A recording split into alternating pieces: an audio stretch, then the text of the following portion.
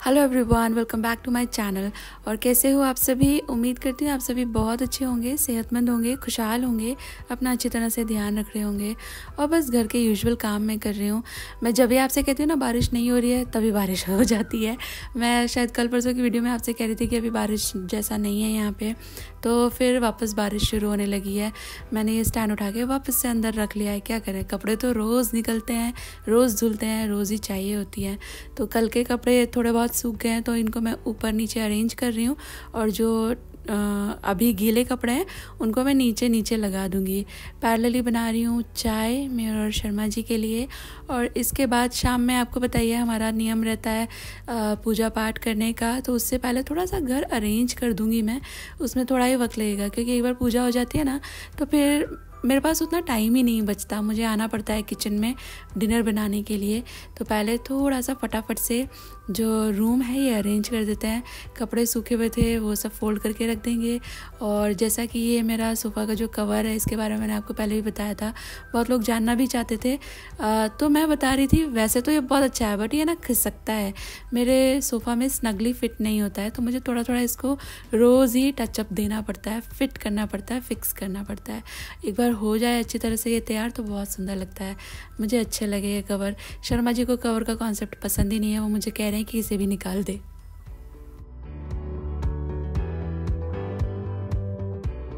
थक गई यार, थोड़ा बहुत काम करो तो एकदम से थकान होने लगती है। थोड़ी देर बैठ कर रिलैक्स कर लेती हूँ।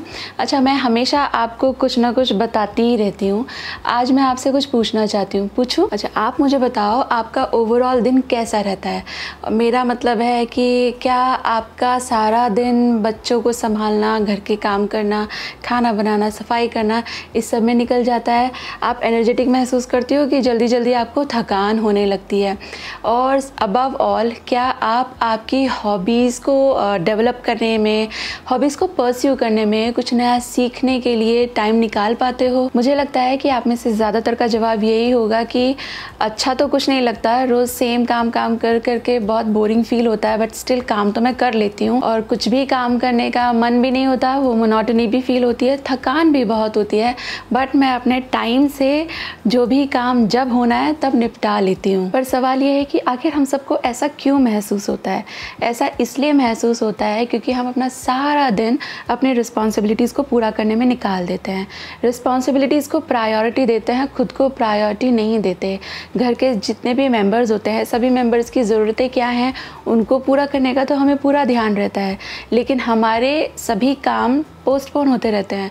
हर वो काम जो हमको खुशी देता है वो हम समहाउ या तो करते नहीं हैं या तो पोस्टपोन कर देते हैं। In short, quality of life का कोई हिसाब नहीं है और मैं आप लोगों से कुछ अलग नहीं हूँ। I feel the same, low stamina, tiredness, lethargy. और जब ऐसा फील होने लगा ना, देन आई थॉट कि मैं इसके बारे में ज़रूर पता लगाऊंगी, थोड़ी जानकारी तो जुटाऊंगी ही।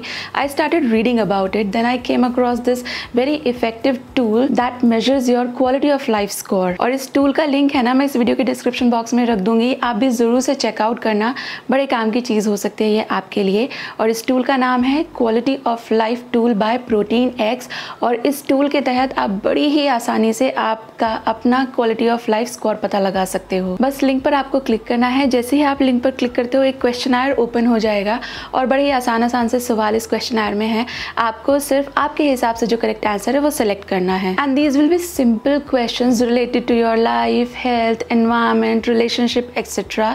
और सवाल जैसे कि आप अच्छी तरह सो पाते हैं कि नहीं, दिन में अच्छी तरह से काम कर पाते हैं कि नहीं, बस इनका सिंपल आपके हिसाब से जो करेक्ट आंसर है वो आप दीजिएगा and you will get your quality of life score. और अगर आपका स्कोर हाई आता है तो कंग्रेचुलेशंस, लेकिन अगर बिलो एवरेज आपका स्कोर आता है तो टेंशन लेने की ज़रूरत नहीं है। सिर्फ आपको थोड़े से चेंजेस करने हैं अपनी लाइफस्टाइल में। एक हेल्दी लाइफस्टाइल, न्यूट्रिशियस डाइट का बैलेंस आपको आपके लिए डेवलप करना होगा, क्योंकि जब आपकी डाइट रहेगी न्यूट्रिशियस और लाइफस्टाइल रहेगा हेल्दी तो अपने आप स्टैमिना बढ़ता है। और जब स्टैमिना हाई रहता है तो थकान वकान नहीं होती, आप सारा दिन एनर्जेटिक फील करते हो। और ये तो आप सभी जानते हो, मुझे आपको बताने की ज़रूरत नहीं है कि अच्छी हेल्थ आती है right nutrition and physical exercise से। अब जहाँ तक बात है फिजिकल एक्सरसाइज की, तो आप कोई भी form of exercise like physical activity, any form of physical activity अपना सकते हो। आप योगा कर सकते हो, आप वॉक कर सकते हो, आप साइकिलिंग कर सकते हो, आप जिम जा सकते हो, जो भी आप चाहें कोई भी एक एटलीस्ट ज़रूर कीजिए। एंड साथ ही साथ ध्यान दीजिए राइट न्यूट्रिशन पे। राइट न्यूट्रिशन मतलब एक ऐसा डाइट जो कि बैलेंस्ड हो, which is high in protein, vitamins and minerals. और ये तो आप सभी जानते ही हैं कि protein is one of the most essential nutrients that gives us energy, strength and immunity. और प्रोटीन को अपनी डाइट में बढ़ाने के लिए बहुत सारी चीज़ें हैं जिनका आप कंजप्शन कर सकते हो। आप बहुत सारी दालें खा सकते हो, chole, rajma, paneer, eggs and all. और अगर आप नॉन वेजिटेरियन हैं तो फिर आप मीट खा सकते हो, फिश खा सकते हो, और चाहे तो प्रोटीन सप्लीमेंट भी ले सकते हैं। और अगर आप मुझे पूछे तो भाई मुझे तो ये क्वालिटी ऑफ लाइफ टूल बहुत ही अमेजिंग लगा। आप ट्राई कर सकते हो इस टूल को, और जो भी आपका स्कोर आता है ना, उस हिसाब से आपकी लाइफस्टाइल में, डाइट में थोड़ा सा चेंज कीजिए, so that you get a better health and better stamina। और हाँ, इस टूल का लिंक रखा है वीडियो के डिस्क्रिप्शन बॉक्स में, चेक ज़रूर कीजिएगा।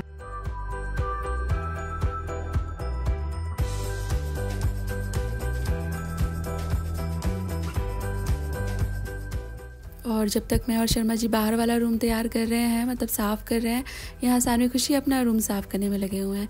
बच्चे देखते देखते कब बड़े हो जाते हैं, कब धीरे धीरे अपनी जिम्मेदारियाँ समझने लगते हैं, पता ही नहीं चलता।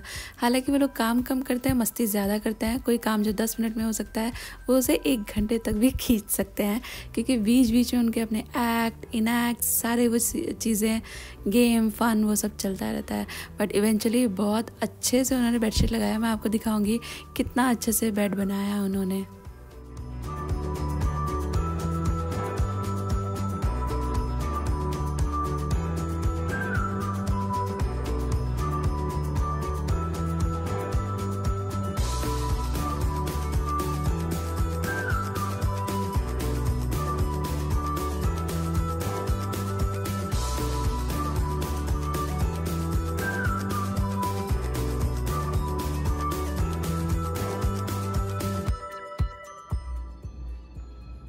Wow.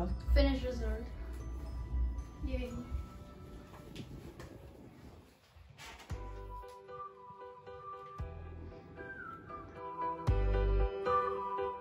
Mary had a little lamb, little lamb.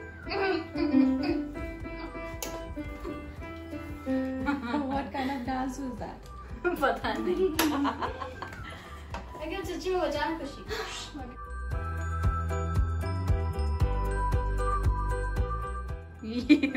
ये क्या है पापा?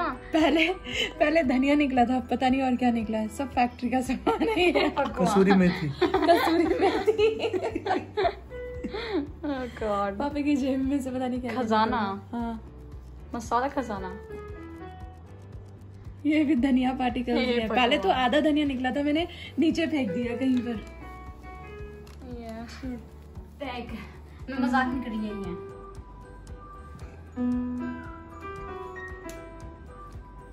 टैग ई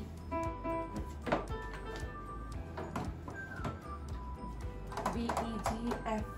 ये मार्क्ड है इसलिए कि आप आराम से कर सको। BEGF। एक हाथ से पहले प्रैक्टिस कीजिए। आप पहले एक हाथ से प्रैक्टिस कीजिए। और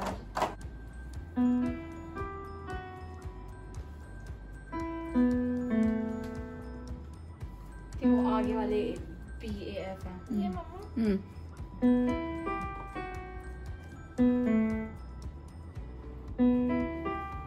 एक हाथ से ट्राई कीजिए मम्मा, वो 2 हाथ से कंफ्यूजन हो जाएगा। मम्मा एक ही ये हाथ से वाले कीजिए। B और N। हाँ अपने थंब से शुरू कीजिए, फिर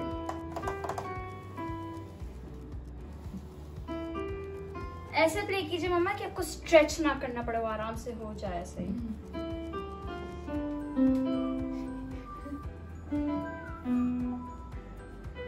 नीलम। हमेशा अरे बजा हेजविक थीम यार। ये क्या है? वुड पैकर। हाँ। इनको दुनिया के सारे जानवर लगता है कि ये हैं और इंसान लगता है कि ये नहीं है। साथ नाश्ता टाइप्स बना रही थी और तेल एकदम उछल के मेरे पैर की उंगली पे गिर गया। ज़्यादा कुछ नहीं हुआ है, बट देन वो मुझे सेंसेशन हो रही है उसमें, और अभी तो कल पता चलेगा कि क्या हुआ है। तो मैं है ना अभी बेसिकली पूजा पाठ का हमारा टाइम हो गया है, थोड़ा सा तैयार, मैंने बाल वाल बांध लिए हैं और मैं अभी जाके पहले दिया बाती कर लूँ शाम की, और इसके बाद आज मैं बहुत ही अलग सा और अच्छा सा ना खाना बनाने वाली हूँ। और मैं बेसिकली बनाने वाली हूँ सत्तू का पराठा। और सत्तू का पराठा आई एम श्योर आपने खाया होगा, नहीं खाया है तो मैं रेसिपी आपको देने वाली हूँ, आप ज़रूर ट्राई करना। ये है ना बहुत न्यूट्रिशियस भी है, बहुत हटकर भी है। यूजुअली हम लोग सब्जियों के पराठे खाते हैं, और ये सत्तू जो है ये बेसिकली भुना हुआ काला चना होता है, तो हाईली न्यूट्रिशियस होता है, तो गुड फॉर आवर बॉडी है। और टेस्ट के हिसाब से भी बहुत अच्छा होता है। आप खाओगे ना तो आपको अगर इसका टेस्ट भाग गया तो आप बार बार बनाएंगे। और ये यूजुअली देखिए बिहार की रेसिपी है, बट खाया तो पैन इंडिया जाता है। अभी वो लोग इसको पसंद करते हैं अपने चोखा के साथ खाने में, जो बैंगन आलू का चोखा होता है या तो बैंगन का चोखा होता है। बट मेरे पास बैंगन नहीं है, मैंने पहले सोचा था मैं बैंगन का चोखा कर लेती हूँ मेरे पास, लेकिन बैंगन नहीं है, तो मैं थोड़ा रायता करूँगी उसके साथ में। और क्या बोलते हैं आलू है मेरे पास, तो आलू का भरता जैसा बनाऊँगी और अमेजिंग लगता है। हाँ, आलू का भरता भी अपने आप में बहुत अच्छा एक ड्राई सी सब्ज़ी होती है, आप ट्राई कर सकते हो।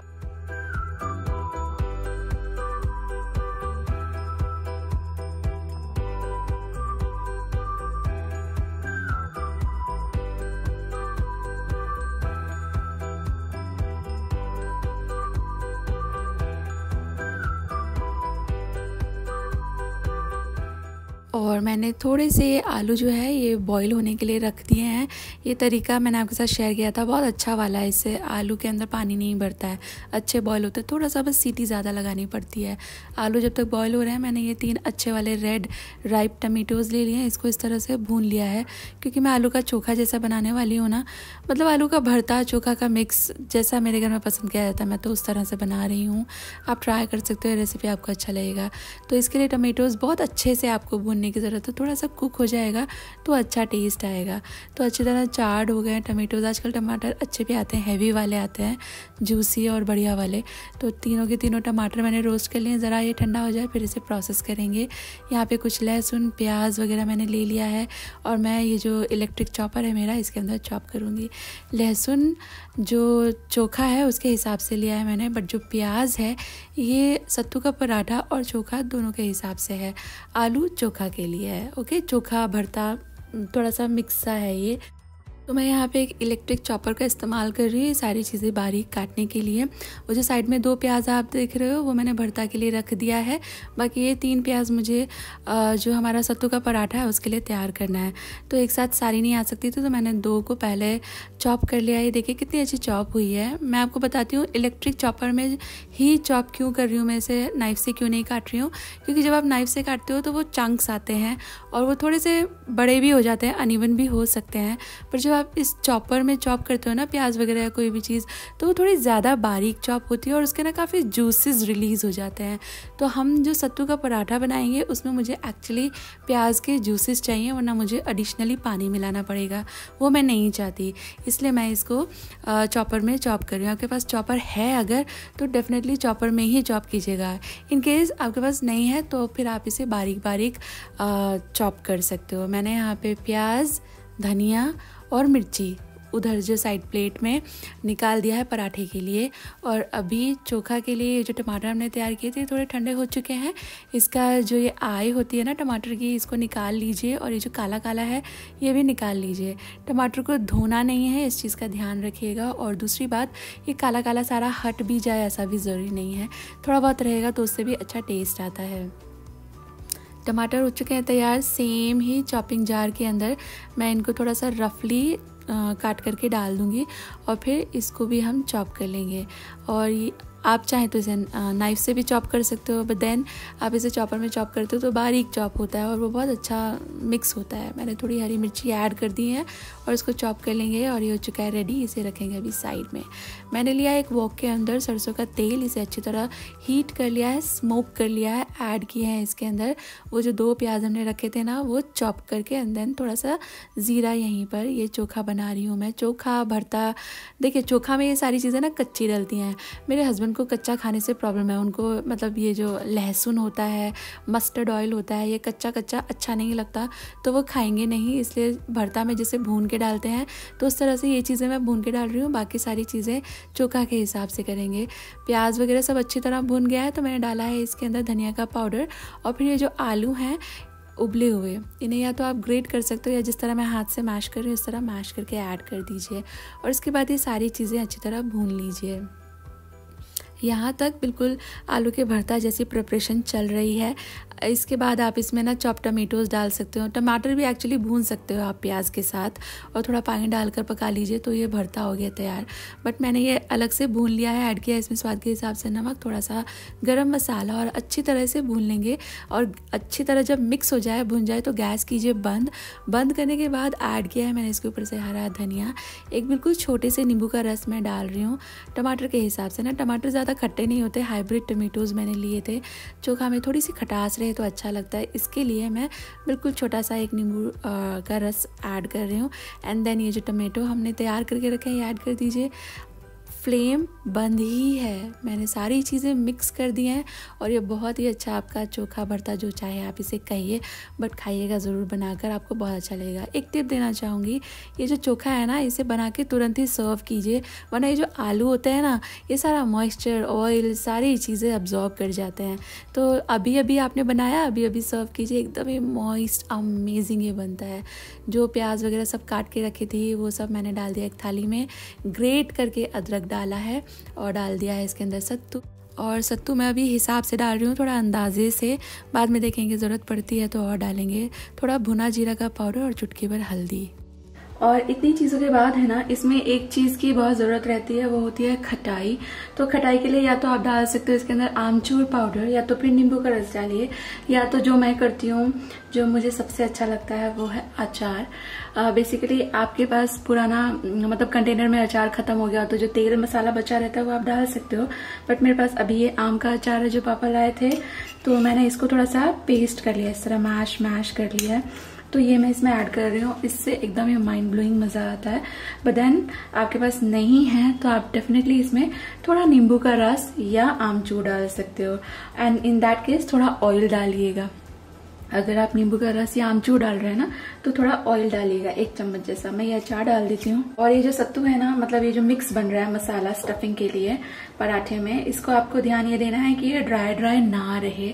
आपको जरूरत लगती है तो थोड़ा पानी डाल सकते हो, चाहे तो थोड़ा ऑयल डाल सकते हैं, पर थोड़ी सी बाइंडिंग आए उस हिसाब से आप इसको तैयार कीजिएगा। मैं ये अचार थोड़ा तोड़ के हर जगह डाल देती हूँ, सो दैट एक ही जगह खट्टा खट्टा ना हो जाए, इनकेस मिक्स ना हो ढंग से, रह जाते हैं ऐसी छोटी छोटी चीज़ें। अब मैं इसे मिक्स कर लेती हूँ, मुझे ज़रूरत लगेगी तो मैं थोड़ा और सत्तू इसमें बाद में डालूंगी। फिलहाल मैं इसी से इसको बाइंड करने की कोशिश कर रही हूँ। मैंने इसमें अभी तक नमक नहीं डाला है, एक बार सत्तू कितना डालना है वो पता चल जाए तो फिर मैं नमक डालूंगी बाद में। और मैं अभी ये सारी चीज़ें अच्छे से मिक्स कर रही हूँ। थोड़ा मैंने नमक डाल दिया है और थोड़ा सा इसे मैश करते रहिए, मिक्स करते रहिए। एक्चुअली जो प्याज मैंने चॉपर में चॉप किए हैं वो बहुत जूसी चॉप होते हैं, फिर वो इसी पर्पज़ के लिए किए हैं कि मुझे फिर आगे कुछ भी ऑयल एक्स्ट्रा या तो पानी नहीं डालना पड़ेगा। ये देखिए मैंने थोड़ी देर इस पर काम किया, एक बूंद भी पानी वानी मैंने कुछ नहीं डाला है इसमें, जो चीज़ें आपको दिखाई थी सिर्फ वही डाली हैं। और अच्छे से बाइंड हो रहा है सत्तू, ऐसा आप इसे तैयार कर लें। यहाँ थोड़ा रायता भी तैयार हो गया है और सत्तू की फिलिंग भी हो चुकी है तैयार, मतलब सत्तू पराठा की फिलिंग हो चुकी है तैयार। अभी पराठा करना शुरू करेंगे।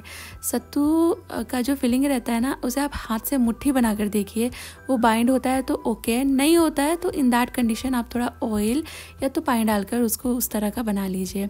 चोखा भी रेडी हो गया है। अभी पराठा करने के लिए गेहूं का जो नॉर्मल आटा हम बनाते हैं जिससे रोटी पराठा करते हैं, वैसा ही नॉर्मल ये आटा है। और देखिए मैं किस तरह से इसको फिल करूँगी। एक छोटा सा डो बॉल ले लीजिए और हाथों से इसके जो एजेस हैं उसको थोड़ा सा स्प्रेड कीजिए। जिस तरह आप देख पा रहे हो ना मैं कर रही हूँ, ऐसे करना है। इससे जो बीच का ये पार्ट है ना ये थिक रहेगा और यही पराठा का बेस भी होता है। तो अगर इसको आप पतला कर दोगे ना तो पराठा फट जाएगा, इसलिए इसको थोड़ा थिक रखें। एजेस को जिस तरह मैंने फैलाया है उस तरह फैला दीजिए, थोड़ा ऊपर की तरफ खींचते हुए इसको फिर आप लॉक कर दीजिए। अंदर मैंने सत्तू रख दिया है एक छोटा सा बॉल, सेम प्रोपोर्शन, थोड़ा आटा 19-20 ज़्यादा है। और अच्छी तरह लॉक करके इसको हाथों से प्रेस कीजिए, उंगलियों से थोड़ा सत्तू हर जगह फैलाने की कोशिश कीजिए और फिर बिल्कुल हल्के हाथ से इसको बेलिए। आप एकदम फोर्स के साथ बेलोगे तो जहाँ तहाँ से स्टफिंग निकल आती है। हल्के हल्के हाथ से बेलिए, आराम से हो जाएगा, कोई टेंशन की बात नहीं है। और ये पराठा जैसे पूरन पोली रहती है ना, आप पतला भी बेल सकते हो बिल्कुल उसी की तरह। तो थोड़ा बहुत अगर फटता भी है तो डोंट वरी, ये उतने ईजिली बाहर नहीं आएगा क्योंकि अच्छा खासा मॉइस्ट है हमारा सत्तू का फिलिंग। और बस तवा के ऊपर डालिए, दोनों तरफ से कच्चा पक्का सेक कर लगाइए घी, बटर या ऑयल जो आपको पसंद आता है और फिर सेक लीजिए इसे लाल लाल। और ये पराठा बहुत यमी लगता है, सिर्फ चाय के साथ भी बहुत अच्छा लगता है और सिर्फ बटर के साथ भी बहुत अच्छा लगता है। बटर मतलब घर का जो सफ़ेद मक्खन रहता है उसके साथ भी बहुत अच्छा लगता है। सिर्फ अचार वगैरह के साथ भी आप इसे खा सकते हो। और एक बात बताओ, मुझे ये पर्सनली बहुत ज़्यादा पसंद है जो भुनी हुई मिर्चें रहती हैं ना उसके साथ। बट ये बहुत ही अमेजिंग पराठा है, आप इसे ट्राई ज़रूर देना। किसी भी चीज़ के साथ खा सकते हो, आप कोई सूखी सब्जी बना लें उसके साथ भी अच्छा लगता है।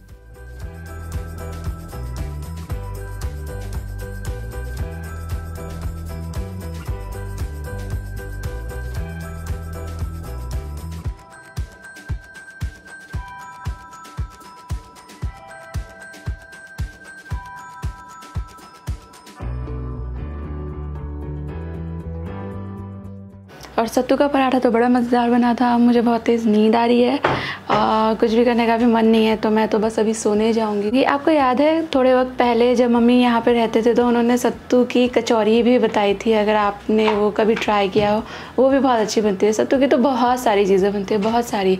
इसकी तो ड्रिंक भी बनाते हैं और लिट्टी के अंदर भी यही भरते हैं।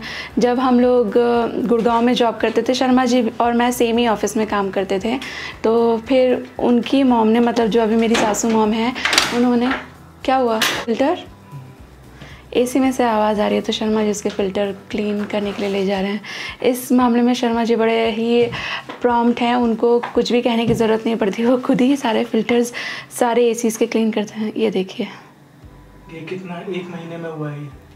हमारे यहाँ पे धूल वैसे आती भी बहुत है, अंदर में भी ना बहुत डस्टिंग करनी पड़ती है, एकदम ज़्यादा धूल आती रहती है।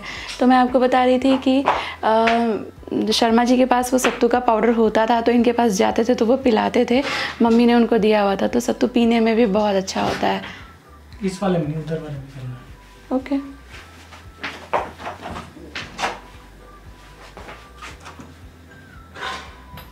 और मैं है ना हेयर कट प्लान कर रही हूँ, शायद इस वीकेंड मैं, सानवी, खुशी, हम तीनों का हेयर कट मैं करा दूँगी। यहाँ पे कपड़े टंग रहे हैं, जहाँ भी कहीं भी एक भी हुक होता है वो शर्मा जी को मिल जाता है।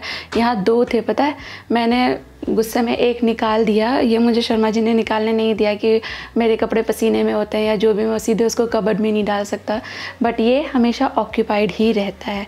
और मेरा है ना यार, पता है, मतलब आपसे तो बोल ही सकती हूँ, मेरा है ना आजकल इंस्टाग्राम यहाँ वहाँ जहाँ भी देखो तो सब लोग 2 चीज़ें कराते हैं। एक तो फेक लैशेस पहनती है सब लड़कियाँ, और वो एक्रेलिक नेल्स, फेक नेल्स। तो मेरा भी मन हो रहा है कि कोई ऐसा दिन आए जब ये दोनों चीज़ें मैं भी पहनूँ, पर मैं लैशेज़ नहीं पहन सकती क्योंकि मुझे लगानी नहीं आती। उसके लिए आई थिंक बहुत प्रैक्टिस की ज़रूरत पड़ती है। मैंने कभी ट्राई भी नहीं किया, बट कभी ना कभी तो शुरुआत करनी पड़ती है ना। तो मैं सोच रही हूँ ट्रायल के हिसाब से थोड़ा कोई सस्ता वाला ले लेता है, एक बार हाथ बैठ जाए तो फिर, मतलब मुझे बहुत ही अच्छा लगता है यार वो फेक लैशेज़ लगाते हैं ना, एंड देन द नेल्स। ये तो घर का इतना काम होता है, इसके बारे में तो मैं सोच भी नहीं सकती। रोज़ आटा लगाओ और ये और वो, पता नहीं कभी वो दिन आएगा कि मैं ये दोनों पहनूं। पता नहीं क्यों इच्छा हो रही है मेरी। ज़्यादा करके तो मैं सिर्फ देखती हूँ कि हाँ ये लोग तैयार हुए हैं, बड़े अच्छा लग रहा है, बट अभी ऐसा कभी कभी मन करता है जब आप स्पेशल तैयार होते हो ना कि हाँ मैंने काश अच्छे से अपने नेल्स भी किए होते तो अच्छा लगता। आप बताइए, आप फेक लैशेस पहनते हो या एक्रेलिक नेल्स कराते हो? कैसा है आपका एक्सपीरियंस? बताना, शायद मुझे थोड़ी सी हेल्प हो जाए। और बस इसी के साथ आगे हम इस वीडियो के एंड पर जल्दी ही मिलूंगी आपसे एक नई वीडियो के साथ। Till then all of you take really good care of yourself. Good night, bye bye.